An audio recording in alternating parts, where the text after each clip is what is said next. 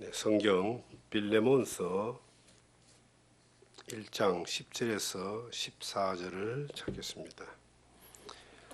갇힌 중에 낳은 아들 오네시모를 위하여 네게 간구하노라. 그가 전에는 네게 무익하였으나 이제는 나와 네게 유익함으로 네게 그를 돌려보내노니 그는 내 신복이라.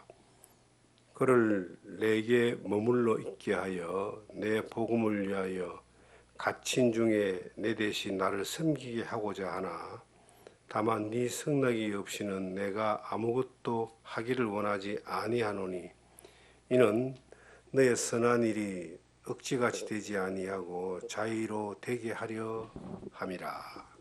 아멘. 거듭난 사람 오네시모라는 제목으로 빌레몬서 1장 10절에서 14절의 말씀을 통해서 우리에게 주시는 하나님의 은혜를 함께 나누기를 원합니다. 바울은 복음 전도 사역을 하면서 많은 교회를 세웠고 또 많은 사람들과 동역했고 많은 사람에게 복음을 전했습니다.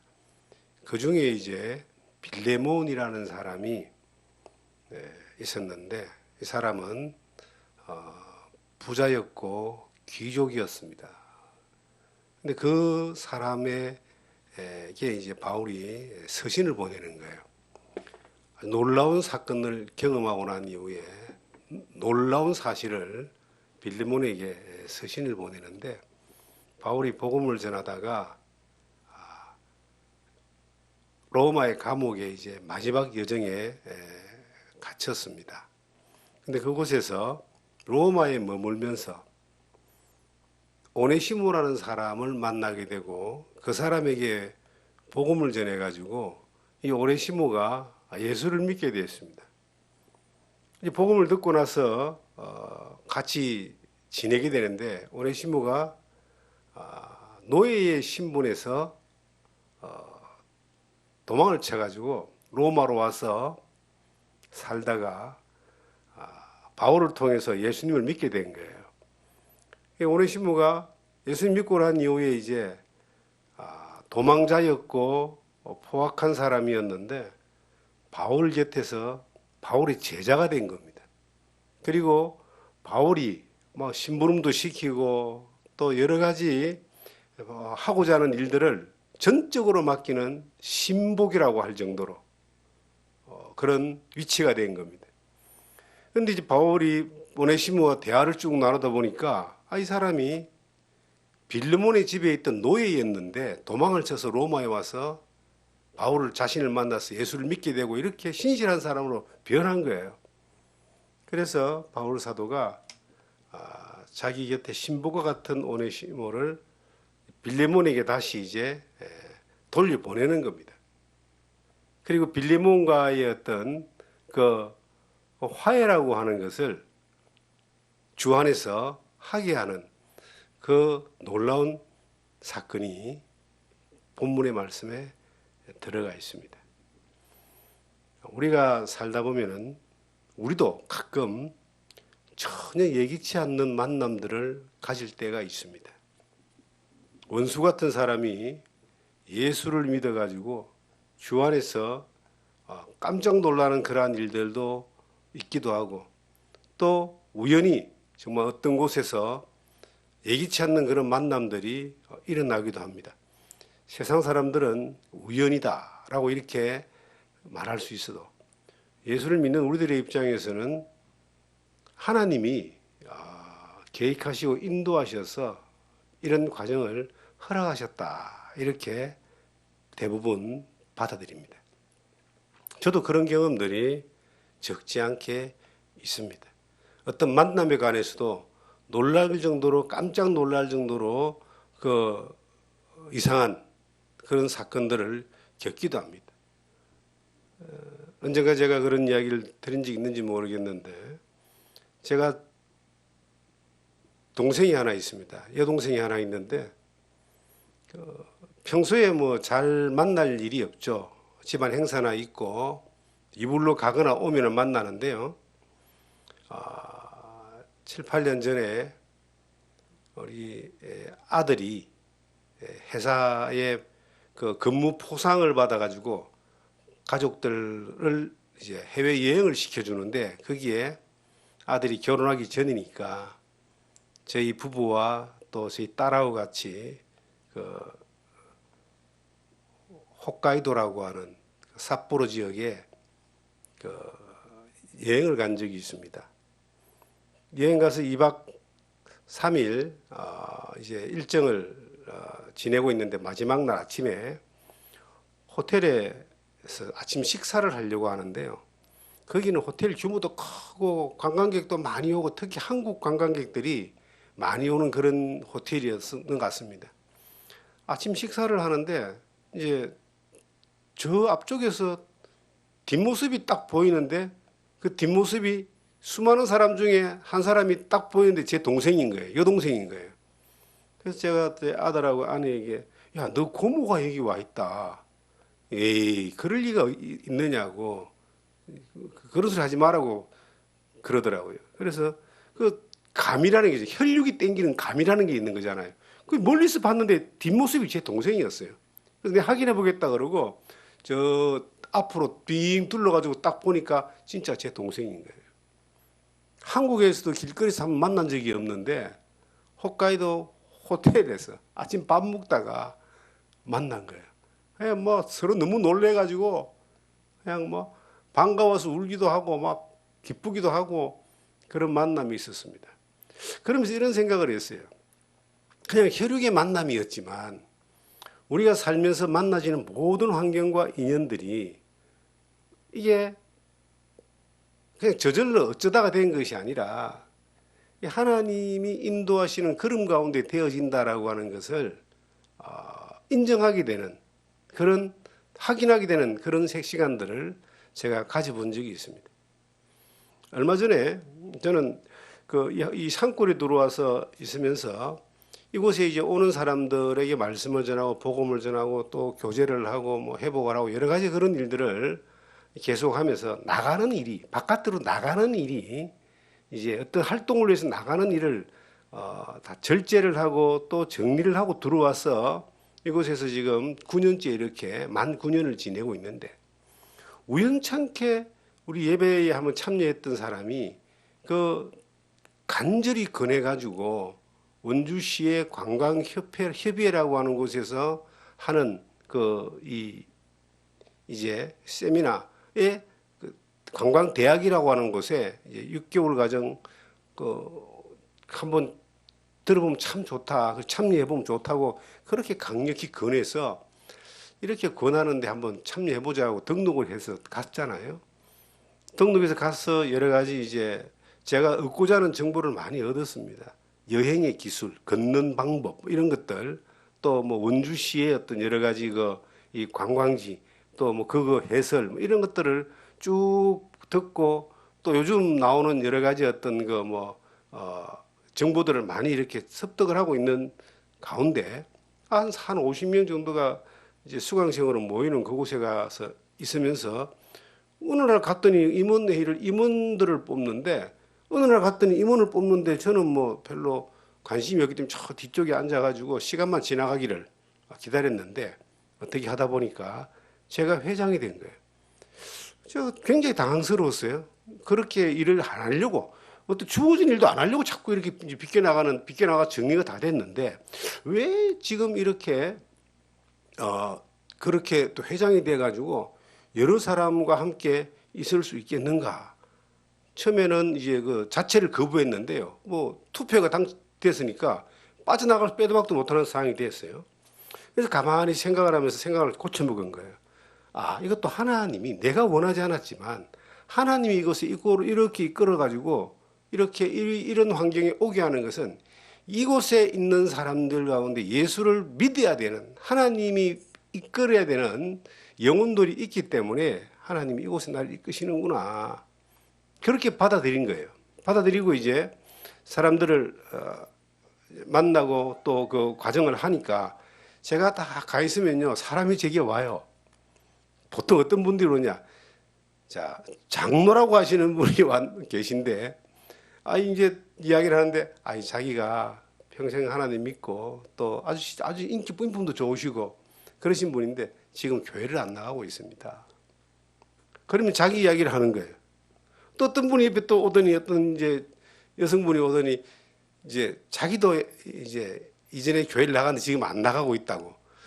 이런 분들이 여러 분이 지금 계신 거예요.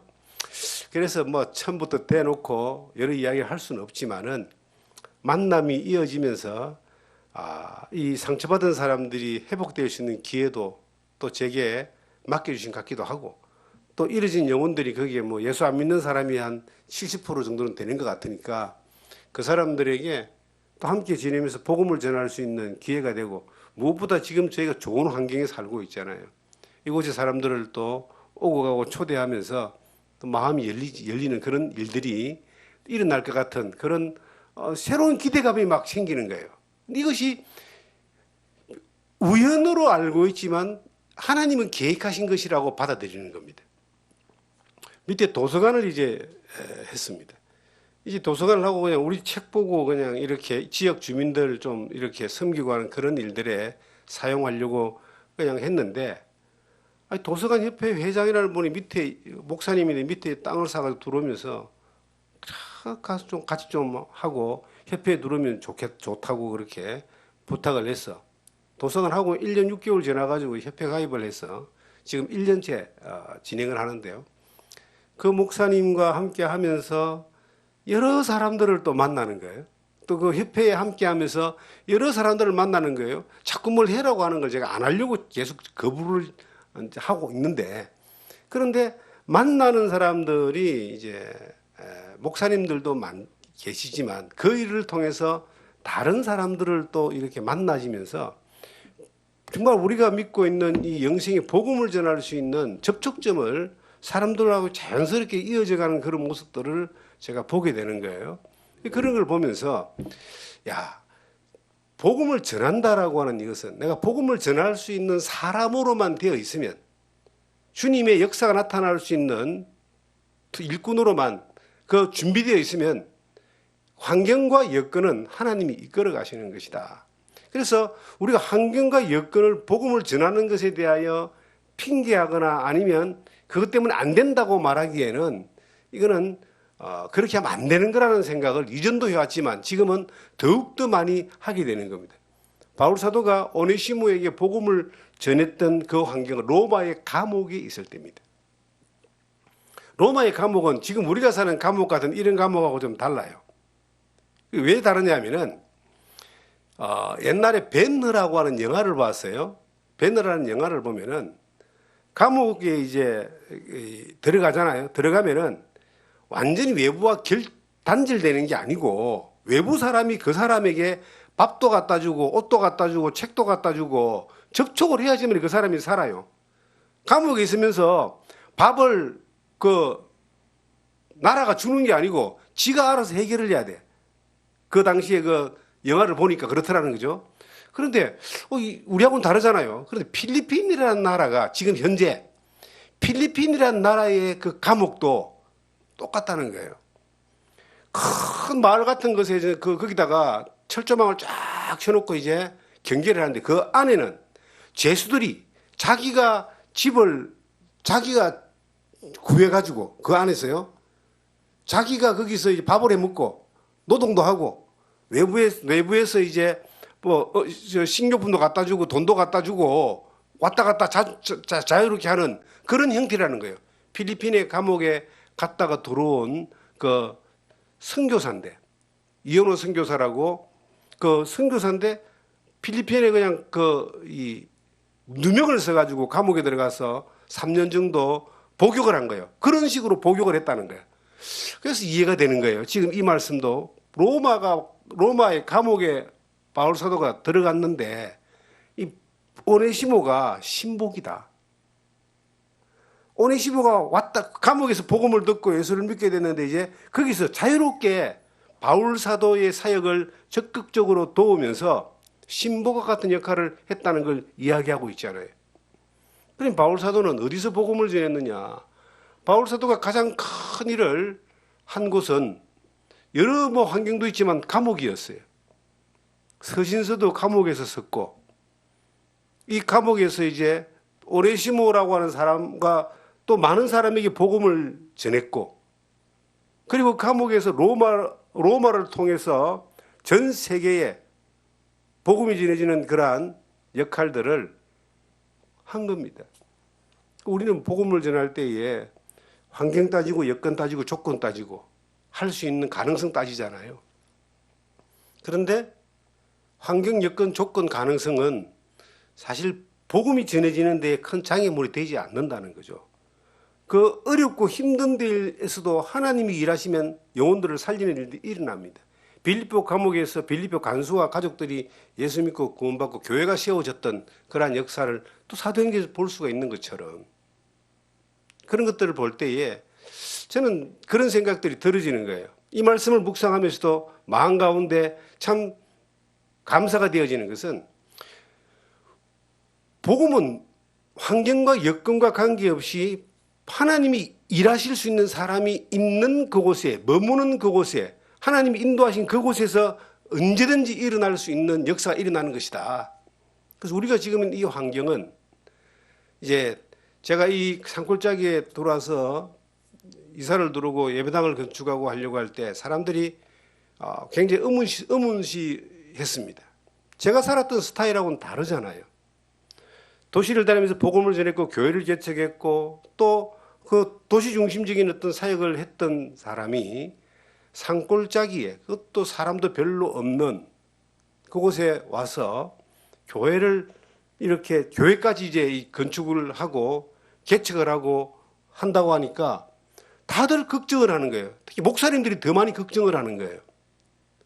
목회를 하려면 어떻게 그 산골짜기 왜 들어가냐고. 그런데 지금은 또 많은 분들이 또 저와 이 교회를 부러워한다는 거예요. 그분들이 왔다 갔다 하면서 만나보고 또 되어지는 일들도 보고 일어나는 역사도 보고 하니까 굉장히 부러워해요. 왜 부러워하냐 물어봤더니, 시내에 있는 교회에 교회 문을 열어놓으면은 가장 많이 오는 사람이 노숙인들이 돈으로 가장 많이 온다 그래요. 시내 교회에. 그리고 지나가는 사람이 들어와서 뭐 교회에 그 관심을 가지고 들어오는 사람이 1년이 지나도 한 명도 없다는 거예요. 그런데 여기는 산골짜기지만은, 산골짜기니까 일단은 이제 노숙인들이 오는 일은 1년에 한 번 정도 있습니다. 한 번 정도 이제 오시는 분들이 계시더라고요. 반갑게 제가 맞이하죠. 그런데 교회를 둘러보고 관심을 가지고 또 교회 안으로 들어오고 도서관에 들어오고 또 와서 대화를 하고 지나가다가도 들리고 하는 사람들이 1년에 굉장히 많거든요. 그 사람들 가운데 복음을 전해가지고 전하죠. 복음을 듣고 예수를 믿고 이거 생활하다가 또 가신 분도 계시잖아요. 몸 아파서 와가지고 또 교회 찾아와서 회복돼서 간 분도 계시잖아요.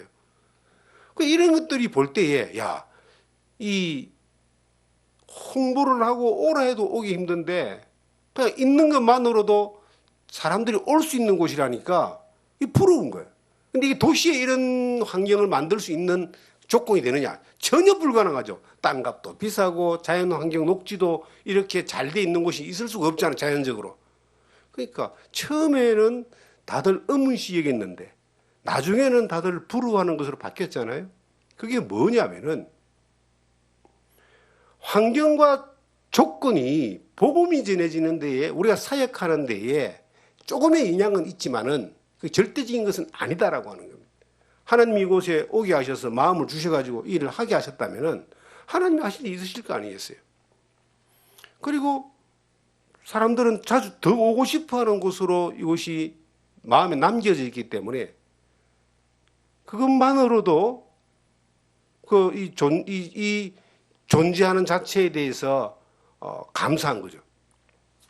오늘 이 오네시모라고 하는 사람에 대하여 제가 이 성경을 묵상하면서, 이 사람은 처음에 성경이 뭐라고 기록되냐면 갇힌 자 중에 낳은 아들 오네시모라고 기록되어 있어요. 낳았다라는 말은 뭐 바울 사도가 뭐 결혼해가 자녀를 낳은 적이 없잖아요. 바울 사도랑 오네시모가 나이 차이가 얼마인지 모르지만은 생물학적으로 자연적인 출생이 아니라 요한복음 3장 3절처럼 거듭난 겁니다.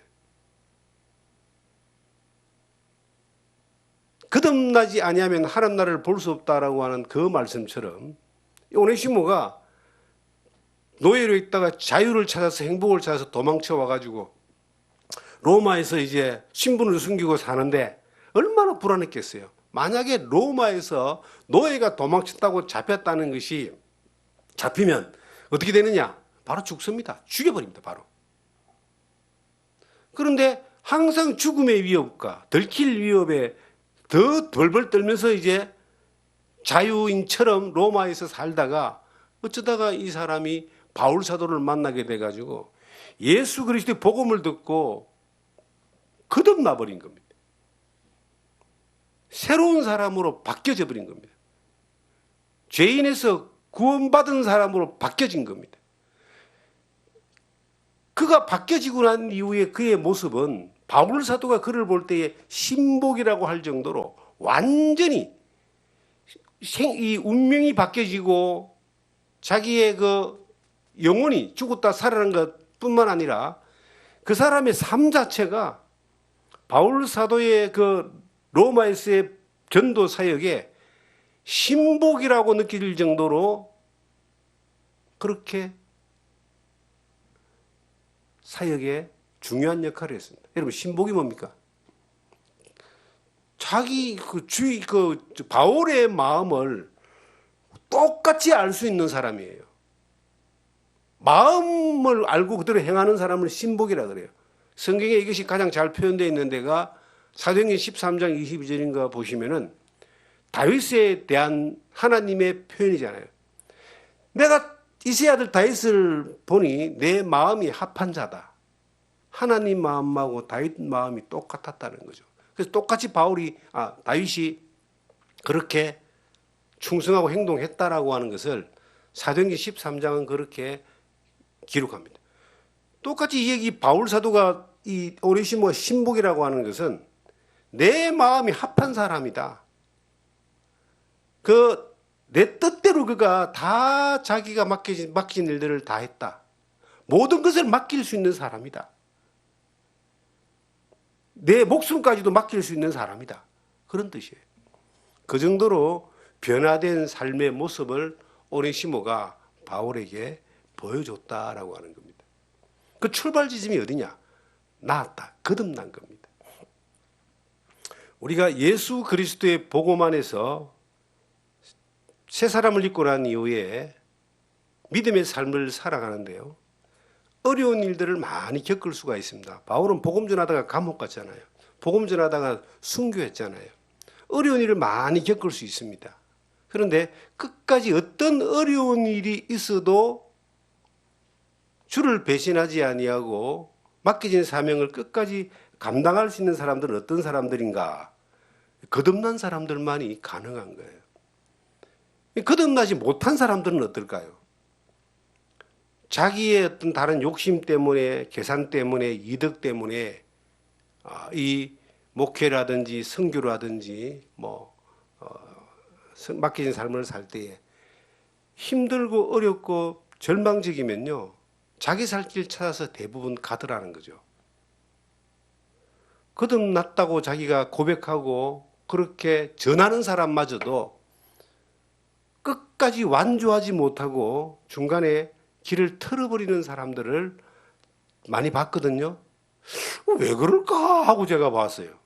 물론 믿음의 시련과 시험에 넘어지기도 하지만 바울 사도의 그 표현대로 신복이라고 할 정도의 그 모습이 안 돼 있기 때문에 자기가 불편하고 힘들면 조금 견디다가 돌아서 자기 살길 찾아 가는데, 정말 주님 앞에 섰을 때에 어떤 평가가 되겠는가라고 하는 것은 우리가 다 아는 내용이잖아요. 성경에 그 오네시모에 대해서 이렇게 말하고 있어요. 그가 전에는 무익한 자였으나 지금은 유익한 자다. 그 뒤에 나오죠. 11절에 그가 전에는 네게 무익하였으나 이제는 나와 네게 유익함으로. 이 사람이 거듭나기 전에는 무익한 사람이었어요. 무익하다는 말은 쓸데없는 사람이다. 좀 더 심하게 말하면은 있어서 안 되는 사람이다. 빌레몬을 배반하여 도망하면서 가면서 빈손으로 간 것이 아니고 뭔가를 훔쳐서 간 것 같아요. 밑에 보면 그 내용이 나오더라니까요. 18절에 보니까 그가 만일 네게 불의를 하였거나 네게 빚진 것이 있으면 그것을 내 앞에서 계산하라. 도망가 자체가 불의한 것이고 빚진 거란 말은 뭐예요? 도망갈 때 그냥 안 가잖아요. 재산을 훔쳐서 가잖아요. 이래도 죽고 저래도 죽는데 도망가서 살려면 뭔가를 훔쳐가야 되잖아요. 그러니까 도망도 갔는데 재산도 가져갔으니까 이걸 바울이 내가 갚아주겠다. 새 사람 되고는 내가 갚아주겠다. 이 뜻인데 그가 무익하였으나 이전에 네가 알고 있는 오네시모는 없어져야 될 사람이고 있으면 안 될 사람이고 정말로 그냥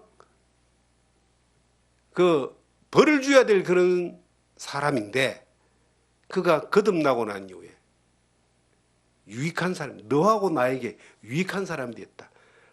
빌레몬 너는 못 만났으니까 이제 이전에 오네시모만 생각하지만 지금의 오네시모는 내게도 엄청나게 유익한 사람이고 네게도 유익한 사람이다. 이 말은 뭐냐면요.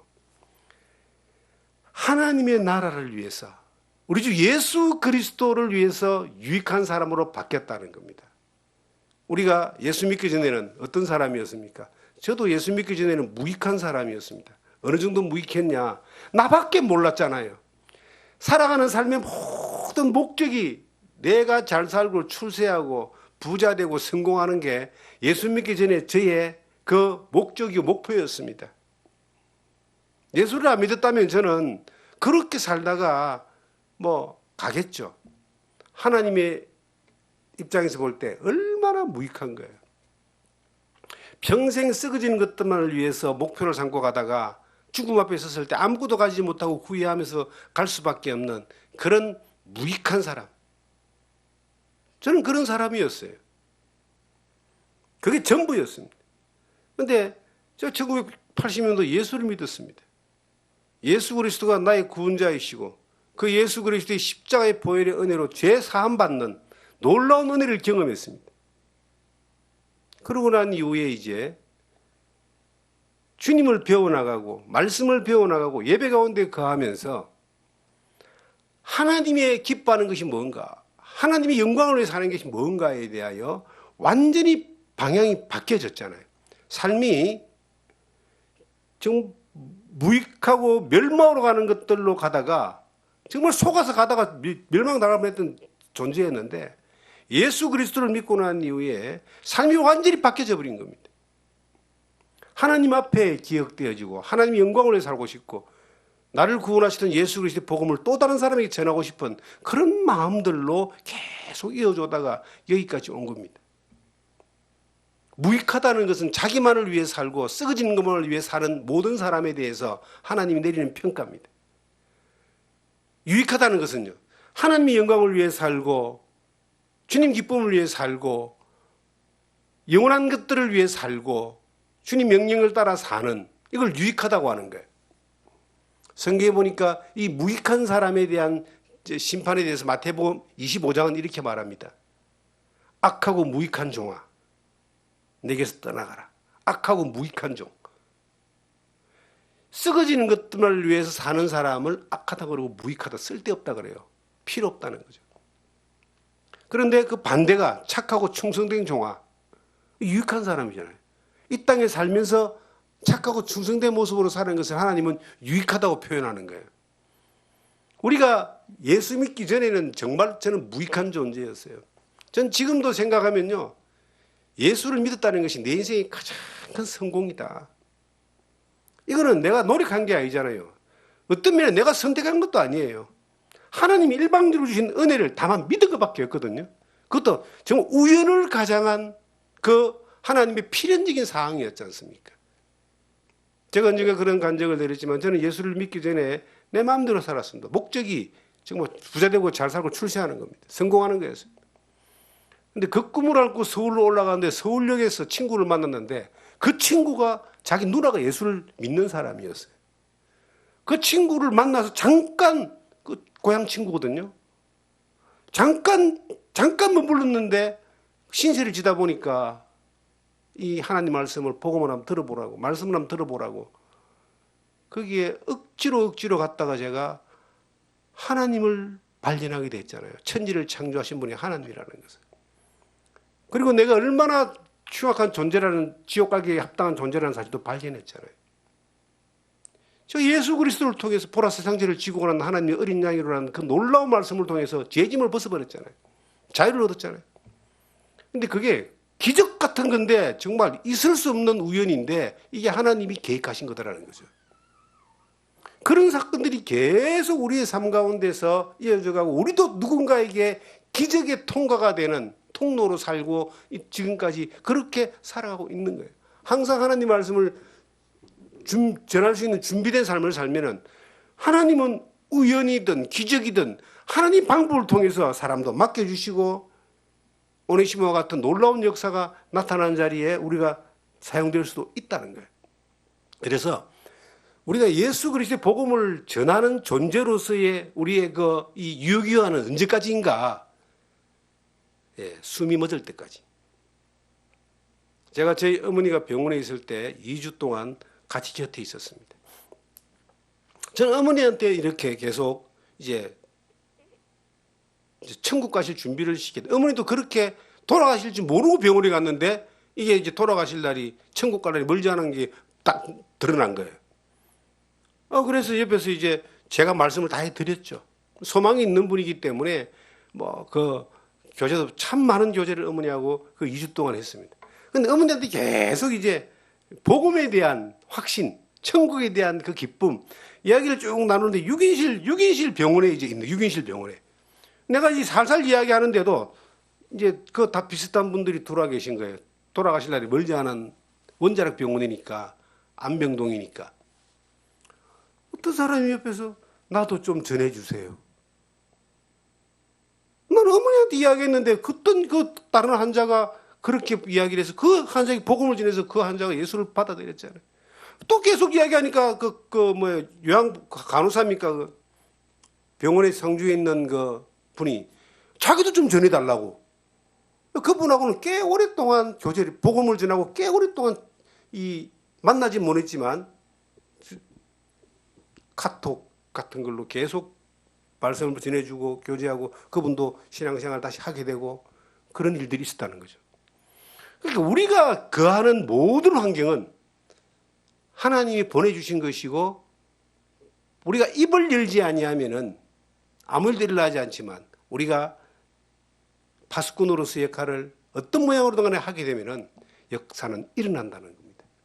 그래서 저는 이곳에 와서 이제 오는 사람을 맞이하고 오는 사람에게 복음을 전하고 그럴 준비를 하나님이 몇십 년 동안 시키셨는데 이곳에서 이제 또 바깥에 나가서 이제 사람들을 만날 수 있는 기회를 자연스럽게 만들어주는 것들을 보면서 이 또한 하나님이 하시는 일이다라고 받아들이기 때문에 이제 새로운 또 환경 가운데 나아가는 겁니다.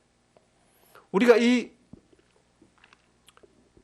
성경을 통해서 볼 때 오네시모 같은 사람과 같이 무익한 수많은 사람들을 우리는 만나게 되는 거예요. 하나님 볼 때 지밖에 모르고 이전에 저처럼 자기 출세와 자기 성공만을 위해서 사는 그러한 무익한 수많은 사람들을 하나님이 어떤 환경이든 간에 만나게 해주셔서 그가 거듭나게 되면은 그 사람은 유익한 사람이 되는 겁니다.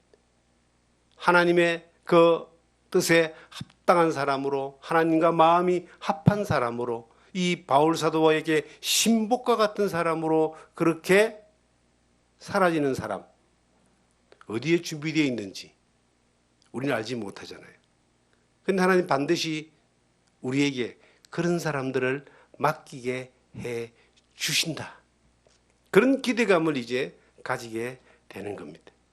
이 오네시모가 12절에 네게 그를 돌려보내노니 그는 내 신복이라. 내 마음과 내 뜻을 가장 잘 이해하고 따라줬던 섬겼던 사람이다.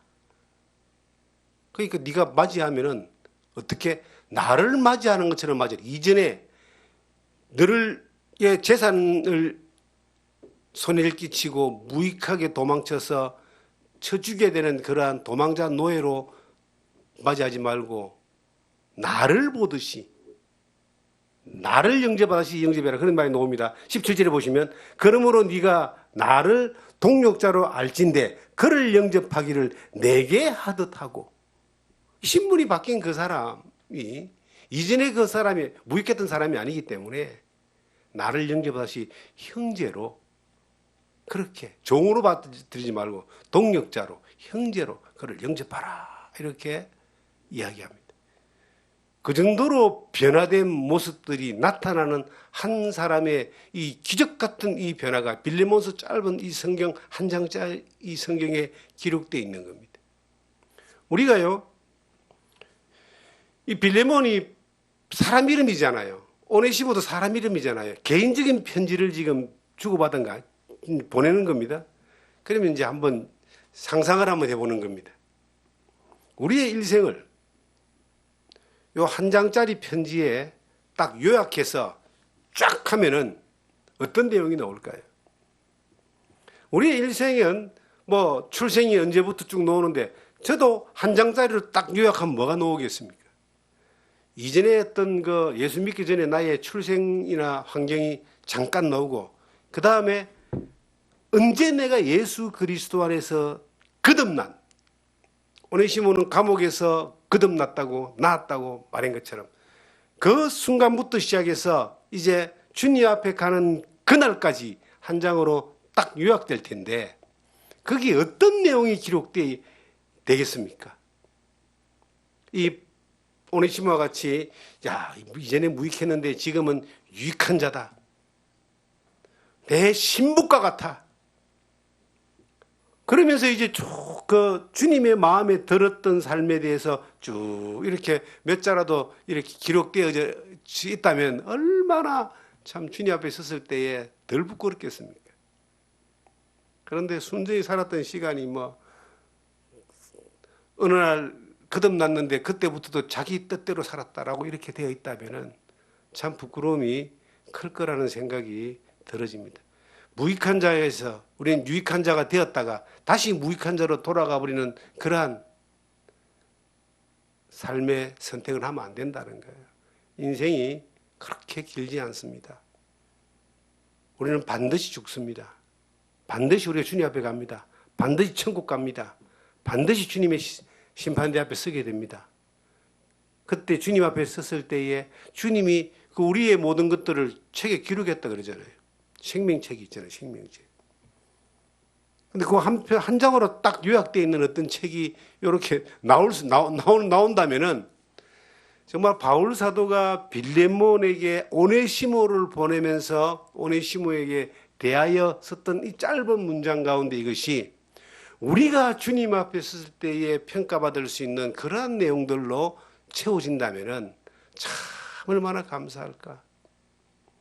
부족한 게 많고 연약하지만 삶의 방향이 완전히 바뀌어진 삶의 방향을 살았다면, 새로운 피조물로 되어졌다면, 새로운 피조물로서의 어떤 삶의 방향으로 꾸준히 걸어가다 보면요, 뭐 주님께서 또 우리를 데리러 오시는 그날 우리가 그 앞에 섰을 때에 덜 후회하고 덜 부끄럽고 또 그날에 대한 그 환희가 더욱더 감사함으로 채워지는 그러한 모습들이 아니겠는가 하는 생각을 해보게 됩니다. 이 오네시모가 저의 모습이고 또 변화된 오네시모가 저의 모습으로 그렇게 제가 그 모습대로 따라갈 수 있는 여러분과 저가 되기를 주님의 이름으로 부탁드립니다.